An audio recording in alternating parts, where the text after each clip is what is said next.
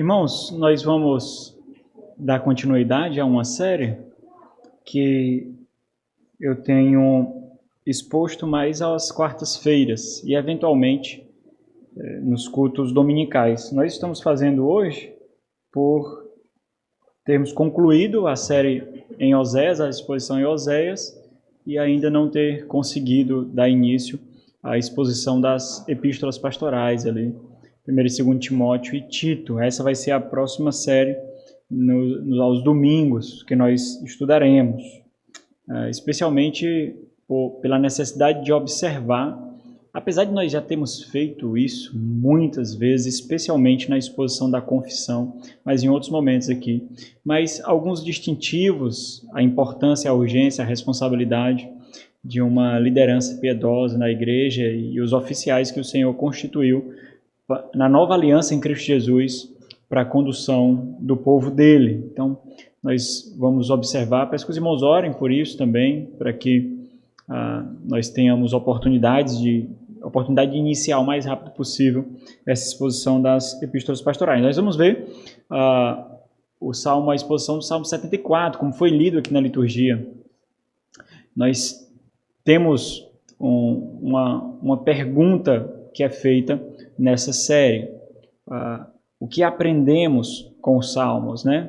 Ou aprendendo com os Salmos.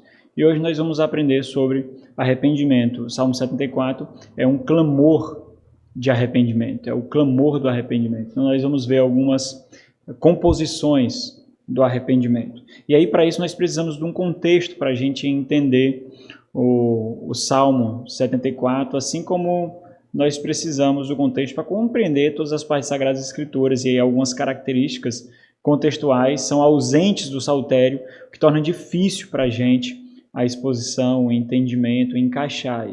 Então, o contexto da obra completa nos ajuda muito a entender cada salmo individual. Se nós não temos o contexto de cada salmo, muitas vezes não é oferecido a nós, naquele sobrescrito, naquela descrição que vem antes do versículo 1 e fica depois do título ali. Então, se nós não temos o contexto, nós precisamos do contexto da obra completa, de quando o saltério foi escrito e qual é a finalidade dele, qual é o tema central dele.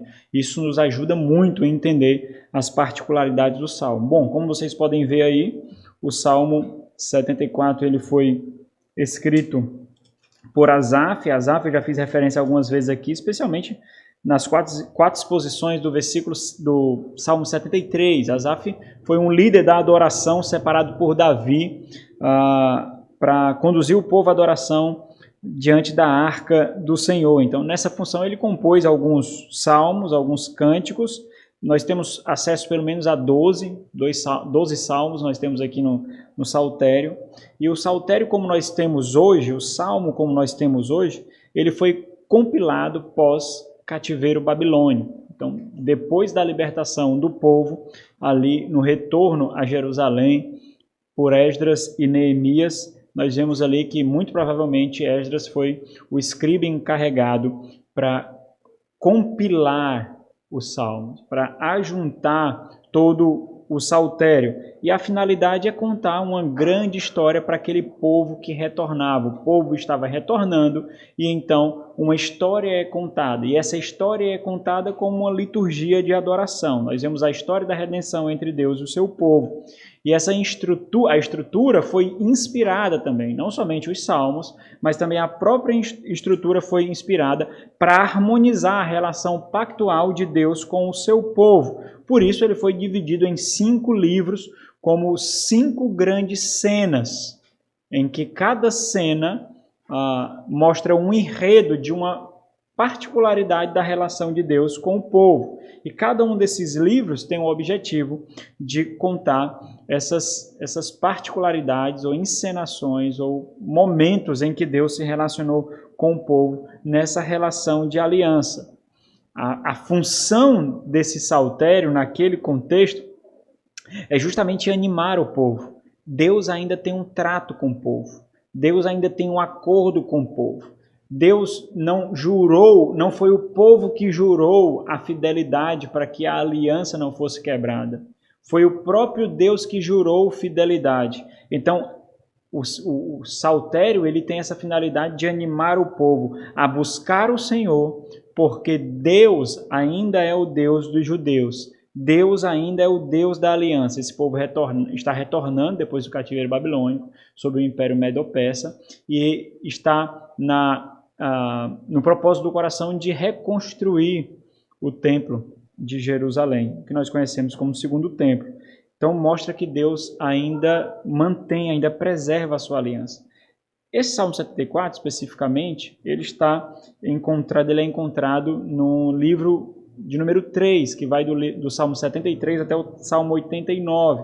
E ele é o livro assim mais sombrio dos 5.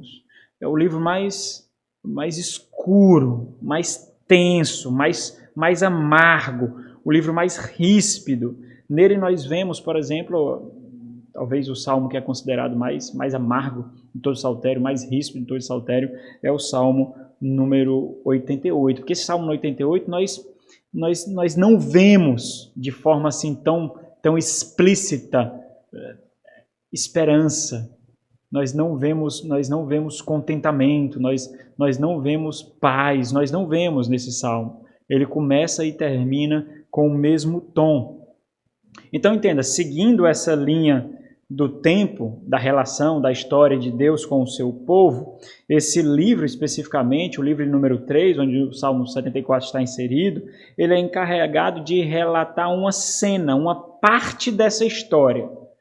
Que parte é essa? Bom, se o livro é sombrio, se o livro é amargo, a parte dessa história é justamente a parte do juízo, as consequências do pecado, as consequências, a vivência do cativeiro. Então, esse é o propósito de todo o livro número 3, de trazer à lembrança qual é o estado do povo. O que levou o povo a essa situação que eles estão vivendo. Por isso nós percebemos as súplicas, nós vemos as dores, nós ouvimos os gemidos e nós vemos então essa busca desesperada por esperança, por socorro, por alento.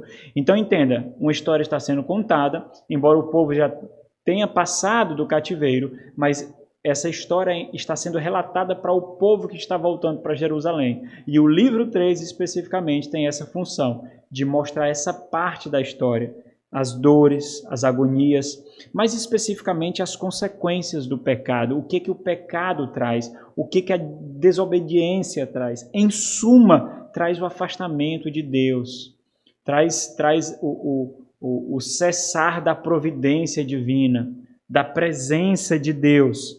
Então, o livro 3, ele tem a função, tem o objetivo de lembrar o povo que está voltando para Jerusalém o motivo do cativeiro. Porque eles experimentaram o cativeiro. E o que foi aquela experiência do cativeiro? Então, esse livro ele mostra o povo de Deus no centro do furacão, no centro das dores, no momento do cativeiro. Ele mostra que a desobediência causa dores. Ele mostra que a desobediência mata, entende? Então, existe um propósito pedagógico, apesar do Saltério ser um livro de adoração, de hinos, de cânticos, mas esses cânticos não são desprovidos de pedagogia, de instrução, de ensino. Existe uma finalidade aqui. O povo de Deus não precisa ter o seu ego afagado, as suas emoções satisfeitas. O povo de Deus, seja na adoração ou em qualquer liturgia, precisa todo instante ser ensinado, ser adestrado, ser instruído. Por isso que o livro de adoração, o livro de cânticos que nós vemos nas Sagradas Escrituras, ele relata essa história. Então ele mostra que a desobediência dói, invariavelmente. Nós podemos, por causa da anestesia do coração insensível, nós podemos não sentir no mesmo instante, no mesmo momento, mas invariavelmente a desobediência sempre traz dores, sempre traz consequências nocivas, consequências mortais. Esse livro tem um propósito de relatar que existe algo capaz de afastar Deus da humanidade, capaz de afastar Deus do ser humano. É o pecado, é o coração endurecido. Mas ao mesmo tempo que isso acontece, nós vemos raios de luz, nós vemos a esperança, nós vemos que Deus ainda tem um trato com o povo, ainda tem um negócio com o seu povo. Então, Esdras e Neemias, eles são aqueles encarregados ao retorno a Jerusalém, e nesse retorno, eles lembraram a história do povo de Deus de várias formas. Por exemplo, na composição do livro de 1ª e 2ª Crônicas, que também foi escrito por Esdras, que também tem a função de mostrar essa relação pactual. E lembrando essa história, esses relatos, essa providência divina, eles mesmos fizeram uso do saltério, lendo, por exemplo, o Salmo 89, para mostrar que Deus ainda mantém uma aliança com o seu povo. Ainda existe a esperança pactual, ela não é abolida, ela não é destruída, justamente porque ela é uma esperança solidificada pelo pacto. Pacto esse que o próprio Deus se coloca como sustentador. Então, o livro 3, ele termina levantando um questionamento. O livro 3 relata o cativeiro. Então, o livro 3, ele levanta o questionamento do povo. Será que Deus ainda mantém a aliança feita com Davi? Será que Deus ainda irá suscitar um descendente para sentar no trono de Davi? Então, esse é o questionamento levantado pelo povo. E o contexto do Salmo 74, com tudo isso que nós temos em mente, nós vemos no Salmo 74 a lembrança, por exemplo, especificamente da destruição de Jerusalém e do templo, realizada ali pelos babilônios, e toda a profanação que os pagãos trouxeram ao local da presença de Deus, ao local da habitação de Deus. Esse é um ponto muito importante para a gente entender a solenidade e a responsabilidade que nós temos para a adoração ao Senhor. Então, o Salmo 74 lembra que o local da presença do Senhor foi profanado, foi destruído. Lembra que o local da adoração está sendo agora palco de blasfêmia, de zombaria. Então, o Salmo 74 tem essa função. Então, para a gente compreender o que isso significa, é muito importante nós lembrarmos que na antiga aliança existia a centralidade daquilo que simbolizava a presença de Deus. Deus se encontrava com o seu povo onde a arca estava, onde o templo foi construído. Ali era o local da habitação de Deus, era o local do encontro do povo com Deus. Então, quando esses sinais da presença de Deus foram destruídos, o próprio Deus se apartou do povo. Então, não somente foi a arca que foi tomada, que foi perdida, que foi raptada, não somente foi o templo que foi completamente abolido, mas tudo aquilo que ele representava, tudo aquilo que ele significava, tudo aquilo para onde ele apontava. É o favor divino, é o perdão dos pecados, é a remoção da culpa e, sobretudo, a presença de Deus no meio do seu povo, foi extirpada. Eles não podem mais encontrar a Deus. Esse é o grande ponto. Eles não podem encontrar o Senhor. Vivendo na nova aliança em Cristo Jesus, nós temos características completamente diferentes, mas é importante a gente entender porque os gemidos são tão gritantes, porque eles não veem mais o local onde eles podem encontrar a Deus, eles não enxergam mais. Por isso eles lutam para forjar esperança, para forjar alento, para buscar misericórdia, porque eles não conseguem mais ver. Por isso, nós vemos essas profundas dores da alma, esses profundos gemidos, de desespero mesmo. Se o lugar da habitação e presença de Deus foi destruído, Deus nos abandonou. Deus não está mais com ele. E nós vemos essa característica, esse desespero sendo relatado por Jeremias também. Abre aí Lamentações de Jeremias. Jeremias foi o profeta que presenciou as 3 deportações do povo de Jerusalém para a Babilônia.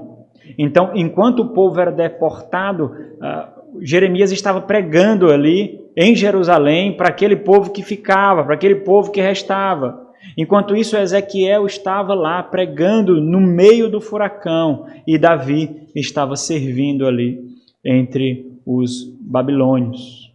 Lamentações de Jeremias, capítulo 2, versículo 5, diz assim: tornou-se o Senhor como inimigo, devorando Israel. Devorou todos os seus palácios, destruiu as suas fortalezas e multiplicou na filha de Judá o pranto e o lamento. Demoliu com violência o seu tabernáculo como se fosse uma horta, destruiu o lugar da sua congregação. E é muito importante entender, é diferente a forma como nós compreendemos congregação hoje do que o povo do Senhor naquele tempo compreendia congregação. Congregação naquele tempo é o ajuntar, e aí tem um paralelo óbvio aos tempos de hoje, mas a gente precisa enfatizar isso muito, porque as pessoas não entendem a solenidade, o zelo, a responsabilidade, o valor de uma congregação do povo de Deus. É uma identificação, é uma distinção, é uma delimitação daqueles com quem Deus tem um relacionamento. Então, esse povo tanto é identificável, como esse povo é completamente distinto de todos os demais. É a congregação do povo de Deus. Isso tem paralelos específicos, profundos, com a igreja do Senhor, embora muito desprezado. Então, ele destruiu o lugar da sua congregação. O povo está disperso. O povo não é mais reunido. O Senhor em Sião pôs em esquecimento as festas e os sábados, que eram os locais de festividade onde o Senhor era encontrado, onde o Senhor era exaltado. E na indignação da sua ira rejeitou com desprezo o rei e o sacerdote. Rejeitou o Senhor o seu altar e detestou o seu santuário. Entregou nas mãos do inimigo os muros dos seus castelos. Deram gritos na casa do Senhor, como em dia de festa. Intentou o Senhor destruir o muro da filha de Sião, estendeu o cordel e não retirou a sua mão destruidora. Fez gemer o antemuro e o muro. Eles estão juntamente enfraquecidos. As suas portas caíram por terra. Ele quebrou e despedaçou os seus ferrolhos.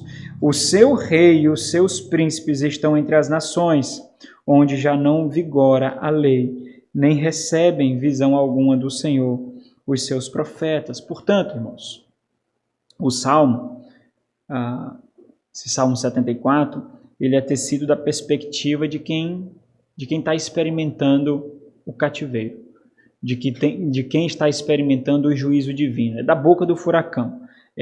Não é um lamento individual, é um lamento de toda a nação, é um lamento de toda a congregação, é um lamento corporativo. O gênero desse salmo é um lamento, como eu informei, e no lamento nós vemos algumas coisas. Nós vemos esperança e dor. Nós vemos agonia e louvor. Sobretudo, no lamento nós vemos contrição e esperança. Lamento é muito diferente de murmuração, porque na murmuração não há esperança, não há louvor, não há ação de graças.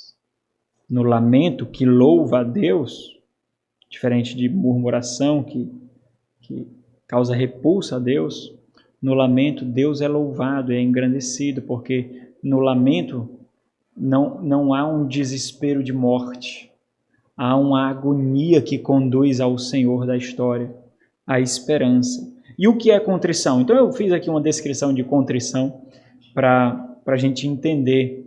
E essa descrição que eu fiz foi segundo aquilo que nós encontramos no Salmo 74.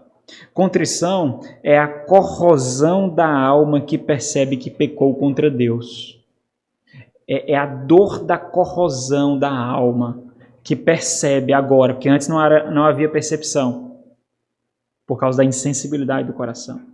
Agora há a percepção de que pecou contra Deus. E essa percepção é a corrosão da alma. A alma, o nefesh, na língua hebraica no Antigo Testamento, é o desejo por Deus, é a ânsia por Deus, é a necessidade por Deus, que foi maculada pelo pecado. Então, contrição é a corrosão da alma que percebe que pecou contra Deus. São gemidos de quem sente a falta de quem dá sentido à sua existência. É a percepção de que você repudiou aquele único em quem você encontrava significado, identidade, sentido. E você o enxotou, você o expulsou, você o repudiou. E agora a sua alma geme, e agora você chora. Então, o que nós aprendemos com o Salmo 74? Essa pergunta da série. Nós aprendemos a composição do arrependimento. E aqui não é uma teologia do arrependimento, né? Nós não temos a composição exaustiva, sumária, completa do que é arrependimento, de formas que, se você não tiver alguma dessas características, ou se você tiver alguma experiência ou característica que não esteja aqui, há um erro. Não é isso. Mas, se os irmãos perceberem aqui, aquilo que acontece com esse povo é o arrependimento. E essa experiência, ela foi inspirada, sendo eternizada nas Sagradas Escrituras, para que nós pudéssemos aprender características naturais. Não são fabricadas, não são motivadas, são características naturais daqueles que experimentam o arrependimento. Então, o arrependimento tem as suas composições. Então, nós vamos estudar isso. O sobrescrito também é muito importante, por isso que serve de instrução para a gente. Por quê? Não somente porque é a palavra de Deus, mas pela própria finalidade dos salmos. Então, nós vemos aí que ele é um salmo didático, ele é um salmo pedagógico, ele é um salmo de ensino, para que nós possamos aprender. E é interessante porque nós colocamos, então, porque de forma intencional, esse salmo compõe características instrutivas, pedagógicas, imperativas. Então, de forma intencional, nós colocamos esse salmo como espelho diante do nosso próprio arrependimento, diante da nossa própria experiência, para que nós possamos ver se o pecado ainda causa isso em nós, se as experiências que nós temos com esse mundo ainda causa isso em nós, ou para consultarmos se o nosso arrependimento é verdadeiro, se o nosso arrependimento é segundo as Sagradas Escrituras. Então, no contexto pós-exílico, o povo, por exemplo, que retornava a Jerusalém, estava precisando aprender algo. E ele precisava aprender que desobediência dói. Dói desobedecer. Desobediência remove a presença de Deus. Desobediência remove a paz. Não é assim que acontece quando você peca? Parece que você não tem mais intimidade com Deus. Parece que Deus está distante de você. Você não tem mais paz com Deus. Você não consegue se comunicar com o Senhor. Essas são as consequências do pecado, da desobediência. Então, nós vamos ver alguns pontos. Eu coloquei para os irmãos no grupo, para os irmãos já terem acesso.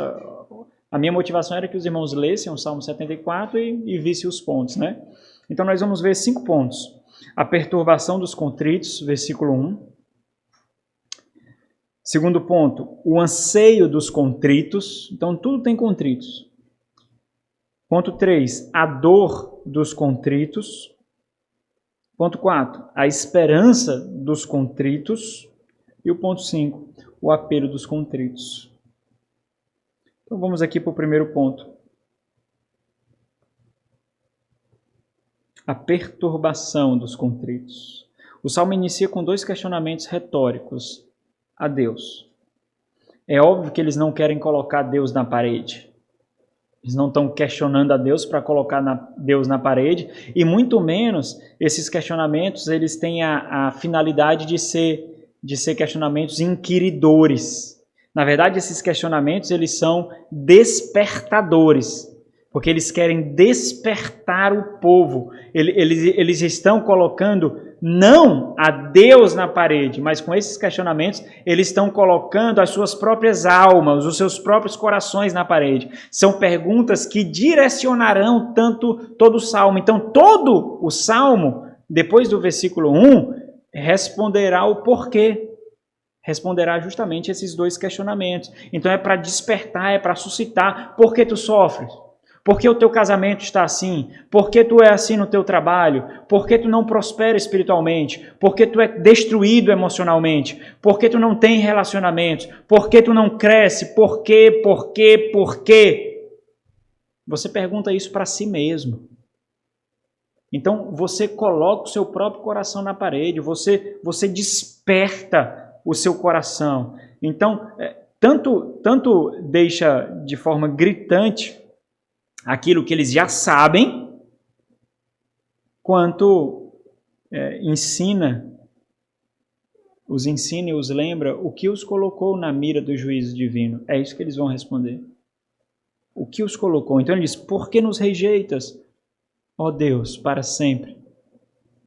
Por que se acende a tua ira contra as ovelhas do teu pasto? Esses questionamentos, meus irmãos, também eles dão voz às perturbações daqueles que são tomados pela percepção de que sem Deus eles são soterrados pelo mundo, porque é isso que eles experimentam agora.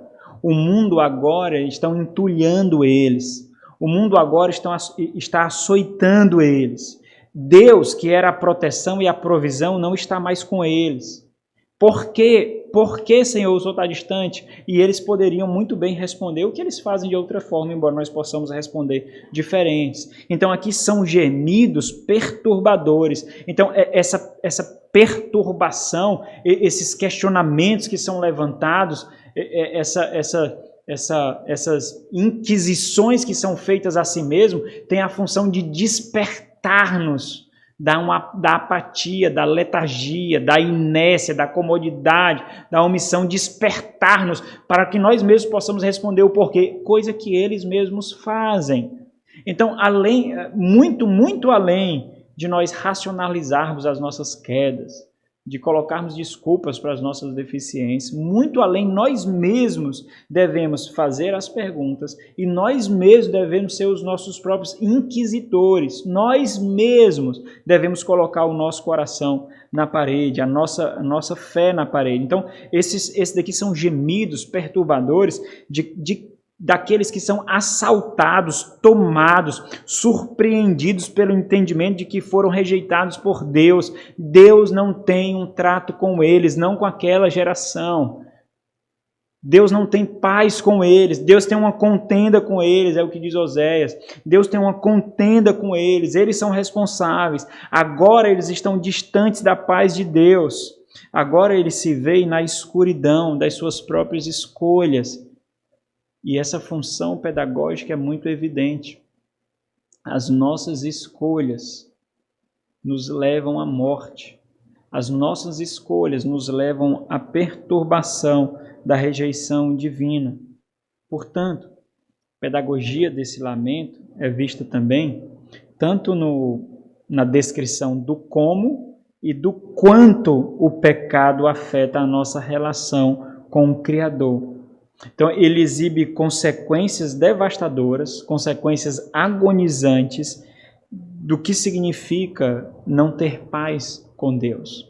Então, essas perturbações, elas são interiores, embora possa ser visto também exteriormente. Mas, entenda, o simples fato de tecer essas palavras é, ao mesmo tempo, o testemunho da ação do próprio Deus por meio do seu Santo Espírito, causando essa perturbação, causando essa inquietação, que são as contrações do novo nascimento, que são as dores do novo nascimento. É o próprio Deus colocando isso. O ímpio, o impenitente, o insensível, não tem essas perturbações. Olha para o povo pré-cativeiro.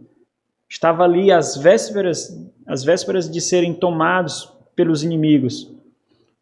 Não era falta de voz, não era falta de sinal, não era falta de alerta, não era falta de profeta, não era. Mas eles estavam completamente insensíveis. E agora eles se deparam com o fato de que são tomados pela ira divina, pelo juízo divino, e agora eles não têm mais a relação que eles tinham com Deus. Essa é a verdade que nos toma na conversão. Esse é o conhecimento que causa essa perturbação conhecimento de que todos aqueles que não têm paz com Deus, que não desfrutam da presença de Deus, experimentarão o juízo. Então observe quando ele diz, a primeira pergunta, por que nos rejeitas, ó Deus, para sempre? E o ponto é isso mesmo, irmãos. Deus rejeita um pecador cuja contrição da eternidade não é encontrada em seu coração. Deus rejeita mesmo. Deus não ouve corações não contritos. Deus não ouve corações não quebrantados. Deus não ouve corações de pedra. Mas a própria ânsia por clamar a Deus e fazer com que Deus se levante a nosso favor já é demonstração de contrição. Por que Deus não ouve esses corações? Porque esse coração não é dele. O coração dele é um coração de carne, é um coração sensível. Deus não ouve aqueles cuja agonia advinda de fazer o mal não é encontrada nele. Entenda, nós continuamos fazendo mal. Infelizmente, essa é uma realidade. Nós continuamos pecando. Infelizmente, essa é uma realidade. Mas no pecar, a agonia.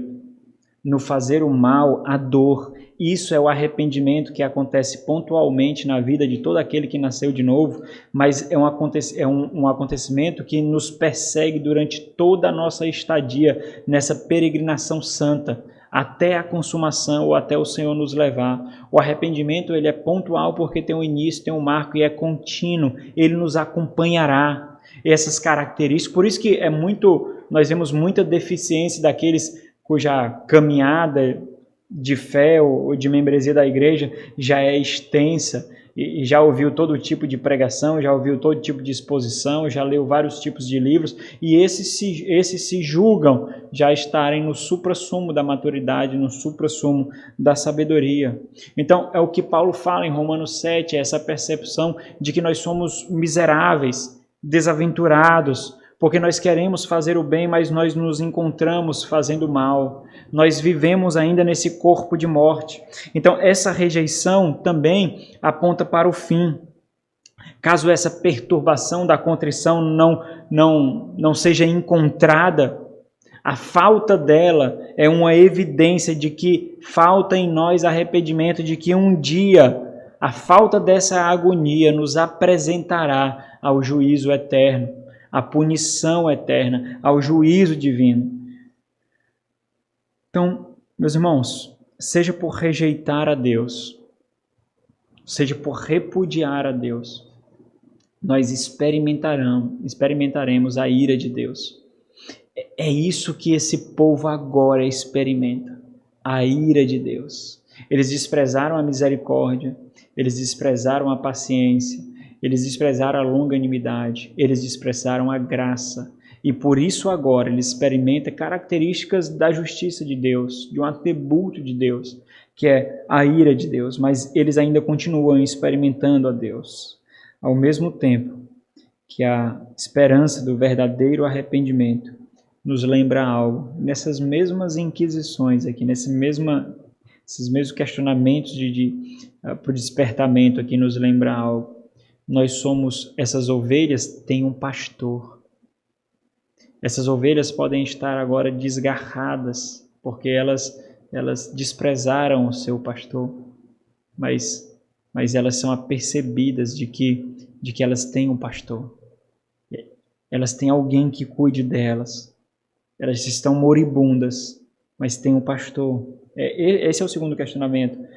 Por que se acende a tua ira contra as ovelhas do teu pasto, do teu grupo, da tua congregação? E aqui nós aprendemos algo sobre o peso da disciplina divina. Embora, e aí eu faço referência ao para sempre, que ele diz na primeira pergunta, embora a experiência do abandono divino, por causa da mão pesada, disciplinadora de Deus, pode parecer para sempre, pode parecer que vai durar eternamente, para aqueles que são do Senhor, Deus nunca os abandonará. Nós sempre seremos guardados pelo Senhor. E uma evidência de que nós somos dele, assim como o Salmo representa aqui, é essa contrição constante, é essa agonia. Qual é o ponto aqui do versículo 1? O arrependimento nasce da perturbação de uma alma que só consegue descansar em Deus. Entenda, meus irmãos, no cativeiro, os judeus, eles não eram açoitados dioturnamente. Eles não eram massacrados dioturnamente. A cultura deles era desmantelada. Se fosse assim, depois de passar os 70 anos, eles tinham morrido completamente. Eles não tinham nem possibilidade de ter relações íntimas para ter filhos. Eles não eram açoitados, eles não eram colocados em masmorra e eram açoitados dioturnamente, eram massacrados, eram mortos. É claro que isso aconteceu para serem tomados, mas depois de serem tomados, eles eram ajuntados com outros povos, capturados para que eles fossem enfraquecidos, eles eram divididos para que fossem enfraquecidos, para que contraíssem casamentos e formassem família com outros povos, para que a sua cultura e identidade fosse completamente desmantelada. Só que o Senhor preservou aquele remanescente dele que não se misturou, que não se juntou, para preservar a descendência fiel, o sangue puro daquele que viria de Abraão, da mulher de Abraão e Davi, e posteriormente a vinda do Senhor Jesus Cristo. Mas é importante entender isso. Eles continuavam com as suas relações, com seus relacionamentos. Então, essa perturbação não nasce simplesmente por causa do sofrimento, não. É uma ação do Espírito Santo por causa do desejo pelo divino, o desejo por Deus. Não é uma fabricação. Então, eu irei apenas punir para que eles me busquem. Não é assim que aconteceu. Essa perturbação ela é verdadeira, ela é sincera, é algo experimentado, é algo individual, é algo interior, particular mesmo. Então, o ponto aqui é que esse arrependimento ele nasce uma perturbação que anseia por Deus e que só consegue descansar em Deus. Foi por isso que o Senhor Jesus Cristo veio, porque Ele é o nosso descanso. Nós continuamos pecando, mas por que Deus não se afasta de nós? Porque nos nossos pecados, na nossa rebeldia, nas nossas perversidades, nós corremos para o nosso descanso. Nós pleiteamos em nome dEle. Então entenda, Ele é o nosso fiador. Ele é o fiador das nossas orações. Ele é o fiador das nossas petições. Ele é o fiador das nossas lágrimas. Ele é o fiador do nosso clamor. Não somos nós. Nós não temos dignidade, valor para sermos fiadores de nós mesmos. Ele é o nosso fiador. Então, nós continuamos a fazer muito, muito ainda do que nós fazíamos e do que nós não deveríamos fazer. Mas por que nós não somos apartados de Deus? Por quê? Por causa do nosso descanso. Se você experimentou essa perturbação, se você experimentou esse arrependimento, você corre para Ele. Você corre para o Senhor Jesus Cristo. O ponto 2, versículo 3, versículo 4, o anseio dos contritos. Então essa perturbação, buscando esse descanso, também há nessa composição do arrependimento anseios, anelos, desejos. Essa perturbação, fruto de um coração contrito, como expressão do arrependimento, faz o nosso coração ansiar por algo que remova de nós a perturbação. Nós desejamos algo justamente para onde a perturbação aponta, para onde a inquietação aponta. Então isso gera em nós um anseio divino. E essa é a descoberta de que existe um povo diferente, de que existe um povo exclusivo com quem Deus tem um trato, com quem Deus tem um relacionamento, onde é possível encontrar a presença de Deus, a misericórdia de Deus. Existe um povo que Deus escolheu para satisfazer essas inquietações, para acalmar essa perturbação. Então, existe esse anseio que nasce, não um anseio por bens materiais, não um anseio por ascensões profissionais, acadêmicas, por relacionamento. Esse anseio é pela presença de Deus, e por isso nós perdemos tudo. Por isso que uma das evidências do verdadeiro arrependimento é esse despojar completo do velho homem, esse despojar completo do mundo, daquilo que o mundo oferece, do banquete que o mundo coloca diante de nós. Nós não queremos honrarias, nós não queremos aplausos, nós não queremos esses tesouros perecíveis, nós não estamos nem aí para dignidade, honra, pode humilhar, pode humilhação, nós só queremos uma coisa, nós queremos a presença do Senhor. É só isso que nós queremos.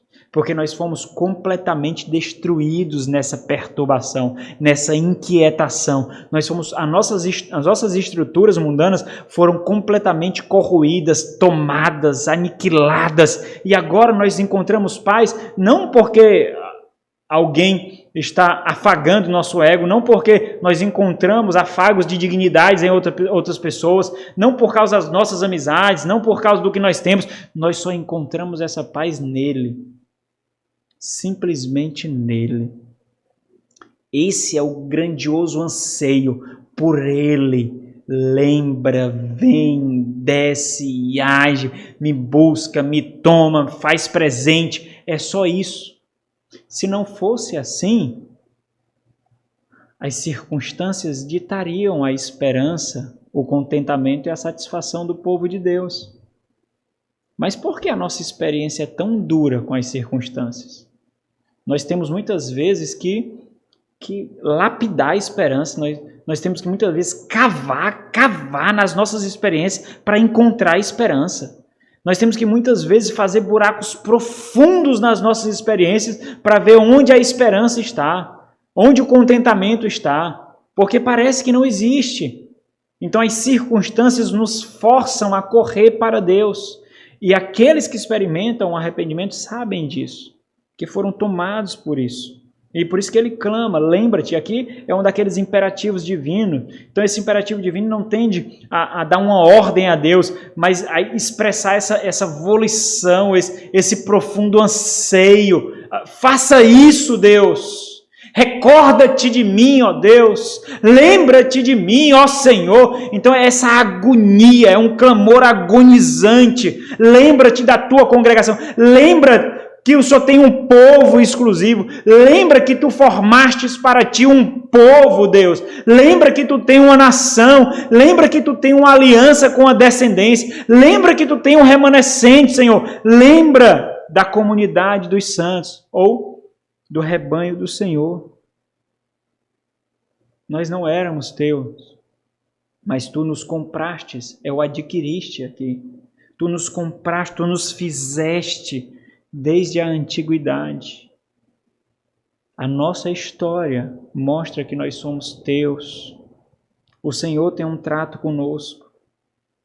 Lembra-te da tua congregação que adquiriste desde a antiguidade, que remiste, que salvou, que libertou, que resgatou com um propósito. E o arrependimento, ele traz essa percepção de finalidade. Antes você encontrava seu propósito em tudo que o mundo pode oferecer e a carne pode contribuir, em tudo. Mas o arrependimento traz luz. Eu sei para o que eu fui feito e para quem eu fui chamado. Eu sei que remistes para ser a tribo da tua herança. Lembra lá do Isaías 53? Isaías 53, já chegando no final, no versículo 12, chegando no final. O Senhor diz que nós, os cristãos, somos o prêmio de consolação da obra do servo sofredor. Nós somos dele. Nós somos dele. Paulo diz em Efésios que nós somos a herança dele. Nós somos. Que remiste para ser a tribo da tua herança. Aí lembra-te, Senhor, do monte, do local que firmastes a aliança. Lembra do monte Sião. no qual tens habitado. Esse é o anseio daqueles que compreendem profundamente que perderam o caminho, que perderam a direção, que perderam o rumo da sua existência. Algumas vezes é necessário açoites para isso. Algumas vezes é necessário doenças para isso. Algumas vezes é necessário necessidades financeiras e materiais para isso. No final das contas, você percebe que o que fica mais latente não são as dores, as disciplinas, as doenças, as necessidades. O que fica mais latente é que agora você encontrou significado. Você encontrou o sentido da sua existência e vai muito além. Vai para um local onde nenhuma dessas mazelas pode lhe encontrar. E se isso tudo que você experimentou serviu para lhe aproximar do seu Senhor, daquele em quem você encontra significado, identidade, realização, então você entende que valeu a pena cada lágrima, cada agonia, cada gemido, cada dor. Agora você não se preocupa mais com o fato de estar passando pelo cativeiro. A sua preocupação é porque você não vê o seu Senhor. Você não sente o seu Senhor, você não experimenta o seu Senhor, você anseia por Ele, mas você não o experimenta, porque você ainda sofre as consequências da desobediência, da desgraça, do pecado. Então ele mais uma vez eleva em gritos, e esses imperativos eles dão essa ideia de elevação de entonação, eles dirige, ergue-te, levanta-te, apressa-te os teus passos para as perpétuas ruínas. Olha o local da tua habitação, perpétuas ruínas, está falando em referência ao templo que foi completamente destruído. Olha o local, Senhor, da tua presença. Tu não estás, tripudiam no local da tua habitação, tripudiam onde o Senhor era adorado. Olha as ruínas, ó Deus. Tudo quanto de mal tem feito o inimigo no teu santuário, no local da presença do Senhor. O salmista ele destaca aqui a ousadia daqueles que agonizam em decorrência da percepção de que Deus os deixou. É assim que a gente entende esses gritos em forma de imperativo. Lembra-te, dirige-te, ó Deus, apressa-te onde está, porque tardas, ó Senhor. É a ousadia de se achegar a um pai clamando por um abraço, clamando por salvação, clamando por afago, porque você geme de dores, porque não está próximo dele, você carece dele, e essa ousadia louva a Deus, essa ousadia glorifica a Deus, irmãos. Essa é a ousadia de que o nosso coração, contrito agora, percebe que nada mais importa, nada, somente Ele. Ele é o centro da nossa existência. Nada faz sentido sem Ele. E com Ele tudo encontra-se sentido. Tudo. Mas sem Ele, o sabor não saboreia mais nada. A luz não ilumina mais nada. O descanso não confere descanso. Nada. Honraria é a pior desgraça. Dignidade é desonra. Mas com Ele, a humilhação é a mais elevada glória e exaltação, porque nós o temos. E o nosso significado, a nossa identidade, só depende dele e não de nós mesmos. E aqui, meus irmãos, além desse anseio ser uma súplica pela presença divina, porque é isso que ele busca, nós podemos fazer paralelos aqui muito simples com a nossa realidade. Porque você sabe quando está próximo de Deus. Você sabe quando está perto de Deus. Como também você sabe quando você está longe de Deus. A diferença é que na antiga aliança existia um local específico, com a liturgia específica. Agora não. A presença de Deus diz respeito ao Espírito Santo dentro de nós, e a intimidade entre nosso Espírito e o Espírito Santo na proximidade com Deus. Diz respeito a isso agora em qualquer lugar. Nós temos intimidade com Deus no trabalho. Nós temos intimidade com Deus fazendo as coisas do lar. Nós temos intimidade com Deus nos nossos relacionamentos íntimos. Nós temos intimidade com Deus estudando. Nós temos intimidade com Deus. E você sabe quando não tem. Você discerne quando não tem. Então, além de ser um anseio, uma súplica sincera pela presença de Deus, porque naquele contexto era o local específico, onde que foi destruído, é também uma nova percepção de si mesmo. Porque à medida que o Salmo vai correndo, ele exalta ainda mais, ele coloca ainda mais a presença de Deus, a dignidade de Deus, a honra de Deus, e ele percebe a sua indignidade. Não é porque eu sofro, não é porque eu gemo, mas é porque o Senhor está sendo zombado. É o santuário, é o templo de Deus que está sendo colocado aqui como fiador do seu clamor. Por outro lado, o salmista destaca que onde existia prosperidade por causa da presença de Deus, agora não há mais prosperidade. Por quê? Porque não há mais a presença de Deus. A calamidade, a destruição, a devastação, é isso que o pecado traz. É impressionante como às vezes nós vemos consequências da desgraça, mas nós não percebemos o que trouxe. Foi o afastamento de Deus, foi as escolhas erradas que nos afastaram de Deus, foi as decisões tomadas não debaixo de oração que nos afastaram da presença de Deus. Então, onde o Senhor está, traz prosperidade, e a prosperidade aqui, entenda, apesar de lá acontecer isso de muito enfaticamente na Antiga Aliança, mas a prosperidade nessa luz maior que recebemos não é o glamour dos bens materiais, não é isso. A prosperidade é a satisfação com o que temos. Isso é prosperidade. Porque existem muitos ricos, milionários, bilionários que não são satisfeitos. Não encontram satisfação. Então, prosperidade é a satisfação com o que Deus dá. Isso é prosperidade.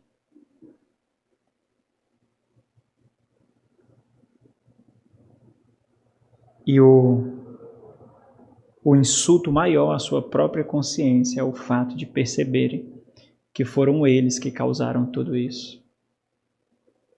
Foram eles que causaram tudo isso. Qual é o ponto aqui desses dois versículos, versículos 2 e 3? O arrependimento dissipa as fantasias mundanas de significado e nos faz perceber que só há sentido da vida na presença de Deus. O mundo quer lhe significar. Mulher, você tem que ser sensual. Mulher, você tem que aspirar um modelito, uma forma de corpo, uma forma de se vestir. Você tem que ser empoderada. O mundo quer lhe dar significado. Mas esses significados são falhos, são fajutos, são podres, são corrosivos, porque corroem a alma. O arrependimento mostra que nós realmente encontramos o nosso significado. E não é nada do que o mundo diz.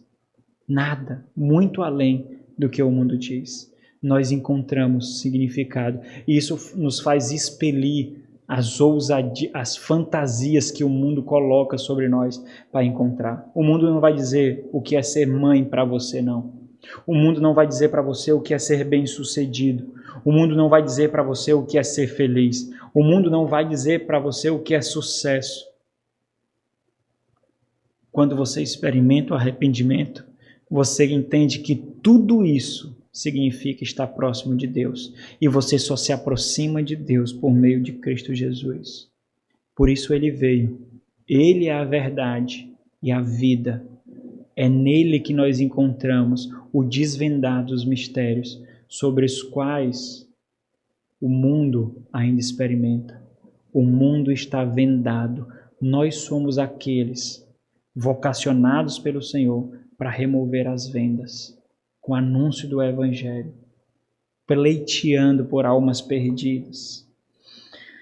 Eu vou ficar aqui no ponto 3, tá bom? Vamos ver o ponto 3 agora, eu finalizo e não foi intencional, mas veio a calhar, quarta-feira eu vou pregar de novo, então eu termino. Versículo 4 ao versículo 11, a dor dos contritos, então a perturbação dos contritos, uma composição do verdadeiro arrependimento. A perturbação dos contritos, o anseio dos contritos e a dor dos contritos. O arrependimento causa em nós um profundo repúdio pelos pecados, pelas maldades, pelas perversidades que antes nós cometíamos. Agora, com corações sensíveis, com mentes transformadas, O povo sente a dor da desaprovação de Deus, de tal forma que nós desaprovamos aquilo que Deus desaprova, que nós repudiamos aquilo que Deus repudia, que nós rejeitamos aquilo que Deus rejeita. E quando nós tentamos flertar com aquilo que Deus reprova, nós agonizamos, nós não temos paz. Então isso quer dizer que parte da contrição, do arrependimento, vem do sofrimento, o sofrimento experimentado por Deus ser desprezado, por Deus ser zombado, por Deus ser blasfemado, e nós não suportamos o fato de ver o nosso Senhor sendo tripudiado, o nome do nosso Deus. Por isso que nós temos que ser testemunhas sinceras, honestas, verdadeiras. Por isso que nós temos que pagar o preço, suportar o dano, porque não é em nosso nome que nós vivemos. Nós vivemos por causa do nome de Deus, por causa da glória de Deus. Então, observe algo interessante aqui. Essa experiência aqui vai muito além das particularidades das nossas ações. Não, olha, eu não estou tripudiando, eu não estou zombando, eu não estou blasfemando, então está muito bem comigo. Nós sentimos as dores pelos pecados dos outros, pelas zombarias dos outros. Por isso que nós não suportamos ver outros fazendo maldades, fazendo imoralidades, fazendo o que é errado, zombando o nome de Deus. Nós não nos contentamos. Eu sei que essa é uma realidade muito diferente hoje, porque nós somos capazes de ver os nossos irmãos, os próprios irmãos, mudando de direção, mudando caminho e percorrendo caminhos que direcionarão a ele e a sua família para o inferno, e nós não fazemos nada. Porque é muito desconfortável. Eu não sei nem como é que o irmão vai receber. Pode ser que ele não me receba bem. Pode ser que ele fique com raiva de mim. Será que essas futilidades são suficientes para você permitir que outros se percam? Se nós falarmos daqueles com quem você agora divide esse local, isso é ainda mais absurdo. Seja desprezado. Faça com que fiquem com raiva de você, mas não permita que eles continuem fazendo o que é errado, caminhando para o inferno, fazendo aquilo que desagrada a Deus. Se você observa as consequências e eles não observam, então não permita isso. A dor nasce da sensibilidade e do alcance do coração e da mente que anseia profundamente por glorificar e por zelar o nome de Deus, do nosso Senhor. À medida que isso acontece, o salmista ele vai destacando de forma mais explícita quem é o fiador do lamento do povo. O salmo ele começa a assumir características que exaltam mais a Deus, e à medida que ele some, a nação some, e só Deus é exaltado, só Deus é elevado. Então, olha o versículo 4, quando ele diz, e aí essas denúncias aqui demonstram essas dores experimentadas por causa da zombaria. Os teus adversários bramam no lugar das assembleias. Os teus adversários gritam, ovacionam a vitória deles e a derrota do Senhor Deus. É isso que eles fazem. E alteiam e hasteiam os próprios símbolos, as próprias bandeiras, os seus próprios estandartes, a figura daquele exército que levava os seus estandartes, que simbolizava, tinha um símbolo do império ao qual eles serviam. Então eles hasteiam, eles levantam como propriedade conquistada, como terra conquistada, o lugar da tua habitação, Deus. O Senhor é zombado. E tudo isso daqui, por causa desse verdadeiro arrependimento, tem o eco da percepção de que nós fizemos, nós corroemos, nós erramos. Mas por que não tem a depressão mortal da agonia? Porque há esperança. Porque eles sabem quem é o Deus da aliança. É uma aliança que não depende de nós.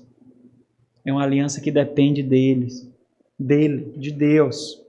Então, nessa porção, como é destacado em todo o Salmo, O salmista mostra que o lugar da presença de Deus e do ajuntamento solene do povo de Deus para adoração ao Senhor foi saqueado, tem servido de escárnio, tem servido de zombaria, e isso causa dores.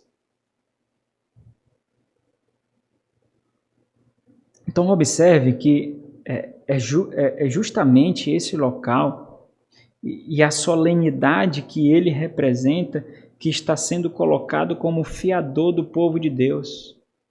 É como se nós disséssemos: é por tua igreja, Senhor. É pela comunidade dos santos ajuntados nesse local pequeno aqui, Senhor. Faça a sua própria aplicação aí. Qual rigor e zelo você tem pela igreja e pela solenidade do ajuntamento aqui? Faça a sua própria aplicação. É por isso que nós não podemos ficar inertes, calados, omissos, quando nós percebemos algum tipo de corrupção da nossa solenidade, da simplicidade do nosso culto. Nós não podemos. Porque nós temos zelo pelo local onde o Senhor se apresenta de forma especial. Até o versículo 8, o relato é bem extenso e ao mesmo tempo é carregado de detalhes de como o lugar da adoração ao Senhor ele tem sido tripudiado, tem sido zombado. Então vamos ler aqui rapidamente. O relato e a dor aqui é de que eles se comportam como bárbaros, Senhor. Não há solenidade, não há temor, eles se comportam como animais. Parecem-se como os que brandem machado no espesso da floresta. E agora há todos esses lavores de detalhes. Então, lavores de detalhes faz referência a esculpir os seus deuses, os seus ídolos em madeiras. Então, eles esculpem no local onde tinha a presença do Senhor, a arca da aliança do Senhor. Versículo 7, a profanação e a destruição do local da tua habitação, Senhor. Deitam fogo ao teu santuário, profanam, arrasando até o chão, a morada do teu nome. Eles não te temem, ó Deus, eles te desprezam, ó Senhor. E o versículo 8 é o ápice, é a excitação da zombaria de corações perversos, corações de pedra, e isso causa dor àqueles que amam o Senhor. Disseram no seu coração: acabemos com eles de uma vez. Queimaram todos os lugares santos de Deus na terra. E isso é muito simbólico. Por que é simbólico? Porque o que o salmista quer dizer aqui é que eles destruíram o testemunho do Senhor para o mundo. Agora, aqui, nesse período, não há mais nenhuma luz no mundo. Esse período aqui foi de escuridão.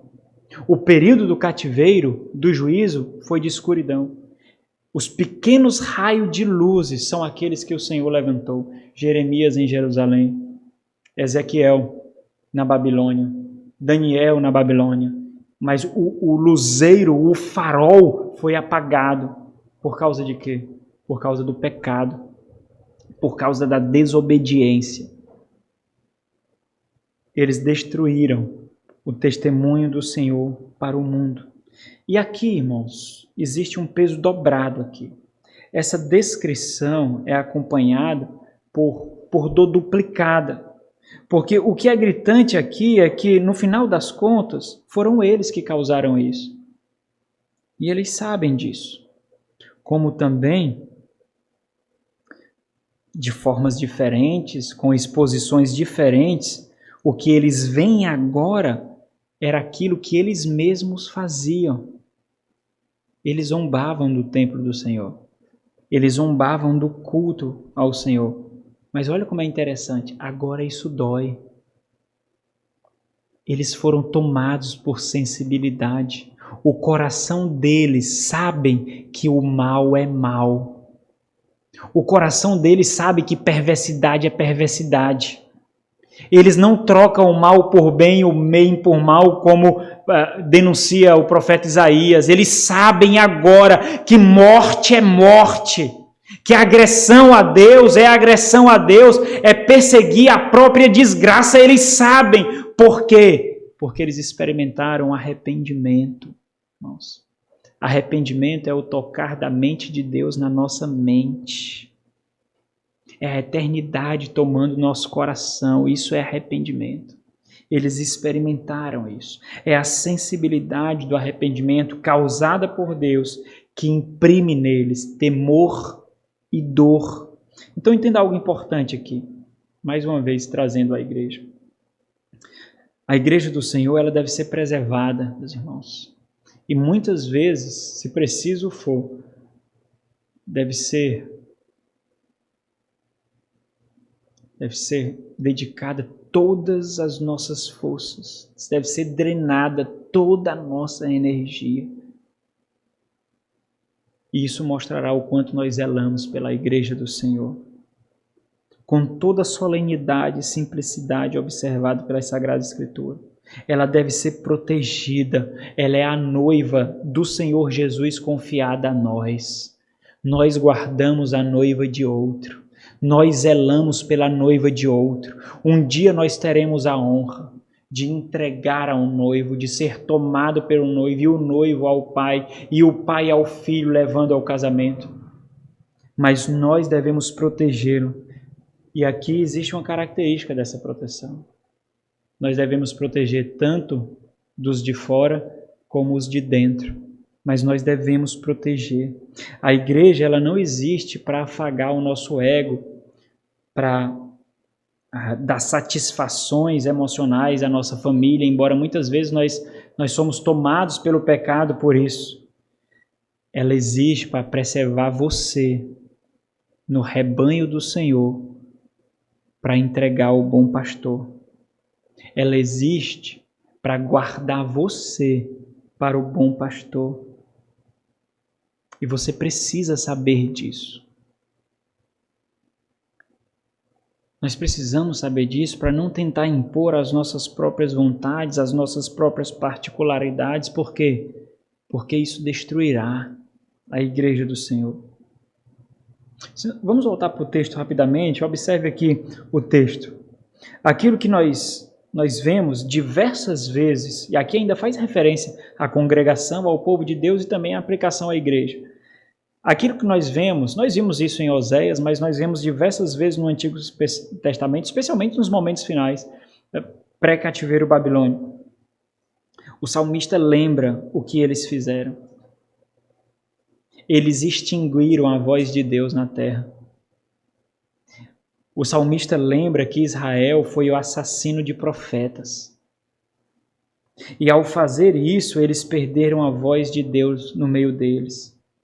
Um profeta era o meio através do qual Deus falava ao povo, Deus expressava a sua vontade ao povo, Deus conduzia o povo, Deus exortava o povo a voltar aos caminhos da lei, ou seja, fazer a tua vontade, e eles perderam isso, porque eles mesmos quebraram as bússolas dadas pelo próprio Deus para seguir o único caminho, que é o caminho da contrição, arrependimento e piedade, que é o caminho da lei do Senhor. Olha o versículo 9. Já não vemos nossos símbolos. Símbolos aqui é sinais, apontando a direção, apontando a condução. Já não vemos nossos sinais. E é interessante porque nesse paralelismo, em já não vemos nossos sinais e já não há mais profeta, mostra a função do profeta. É mostrar a direção, mostrar o caminho, mostrar a vontade, endireitar os passos tortuosos. Já não há mais profeta. Isso quer dizer que nem entre nós, quem saiba até quando. Por quê? Porque não há voz de Deus. Por isso, agora, eles agonizam de dor, de não ver mais nenhum sinal de Deus. No entanto, a dor ainda maior, que é causada pelo arrependimento, por isso a perturbação, por isso os anseios, por isso as agonias, é de entender que Deus os concedeu e eles mataram. Mas ainda assim, eles entendem que Deus não pode deixar de ser louvado e engrandecido por causa do pecado deles. Por isso o apelo do versículo 10 até o versículo 11, quando ele diz: até quando, ó Deus, o adversário, olha interessante esse paralelismo que eles fazem, o adversário nos afrontará. Acaso blasfemará o inimigo incessante o teu nome? Porque retrais a mão, sim, a tua destra, e a conservas no teu seio? Porque não age Deus. Por que Deus não agiu? Porque o povo precisava ser castigado. Então, a gente vai ver no final da pregação, quarta-feira, se Deus permitir, que o povo era o símbolo, era a demonstração visível na terra do caráter de Deus. Por isso que o povo pleiteia mostrando ele como evidência e no mesmo momento colocando Deus como fiador. Porque como é que o povo via a fidelidade de Deus se o povo não conhecia Deus? Na preservação de Israel, na prosperidade de Israel, na vitória dos exércitos. Era assim que o povo via, os ímpios viam o poder de Deus, a fidelidade de Deus, a graça de Deus, a misericórdia de Deus, a majestade de Deus. Então, por isso que o povo pleiteia, colocando eles, muitas vezes, como referência, mas apontando para a aliança que Deus fez com ele e o próprio caráter de Deus, de tal forma que a preservação do povo de Deus era uma demonstração do caráter do próprio Deus, porque ele jurou ser fiel e que ele preservaria e que guardaria a sua aliança e que formaria para si um reino e que juntaria para si um povo maior, um número maior do que as estrelas dos céus e do grão de areia na terra. Muito maior. Qual é o ponto aqui desses versículos? Desse ponto, a dor dos contritos. O arrependimento dói, porque nos concede a sensibilidade dos profundos prejuízos e agressões dos nossos pecados diante da santidade de Deus. E tem que doer mesmo. Tem dores que nós não podemos auxiliar. Tem choros que nós não podemos abafar. Tem gemidos que nós não podemos calar, porque é a experiência do novo nascimento. Às vezes parece insensibilidade, mas nós precisamos deixar o pintinho quebrar a casca para sair do ovo. Nós precisamos. Nós não podemos fazer isso por ele. É algo natural, a natureza dele. Assim como acontece também no novo nascimento. Essas dores são necessárias. Então entenda, nesse mundo sempre nós experimentaremos dores, até mesmo para amadurecer, até mesmo para crescer. Mas nem toda dor é ruim. Muitas dores fazem bem a nós. Por isso o Senhor Jesus Cristo é o nosso justificador, a remover de nós a culpa. Essas dores não testificam mais da nossa condenação. Essas dores testificam do nosso anseio e da nossa necessidade pelo Senhor Jesus Cristo, ao remover de nós a culpa. Que o Senhor nos conceda a graça, irmãos, de perceber o arrependimento que uma vez nós experimentamos, se você experimentou, e o arrependimento com intensidades diferentes, com tons diferentes, mas com essas composições que nós devemos experimentar todos os dias da nossa vida, porque nós continuaremos pecando, a não ser que você não peque mais, você não precisa experimentar mais esse arrependimento. Mas enquanto há pecado, há necessidade de arrependimento. Vamos orar. Curva a sua cabeça. Ó Senhor Santíssimo, Pai da glória, nós carecemos tanto do Teu agir nas nossas vidas, nós precisamos tanto, Deus, que o Senhor coloque em nós uma profunda sensibilidade, que tenhamos corações não insensibilizados por esse mundo, pela carne, mas contritos, ó Deus, desesperadamente contritos para o Senhor. Ajuda-nos, ó Deus, a experimentar constantemente aquilo que nós aprendemos aqui, que o Teu povo experimentou, que o Teu remanescente, passando pela fornalha ali, experimentou, na boca do furacão experimentou, pelos flagelos e agonias de não ver a presença do Senhor, de não ter intimidade com o Senhor, experimentou. Ajuda-nos, ó Deus, para que essa seja uma constante na nossa vida. Nós experimentemos, ó Deus. Para a glória do Senhor. Amém.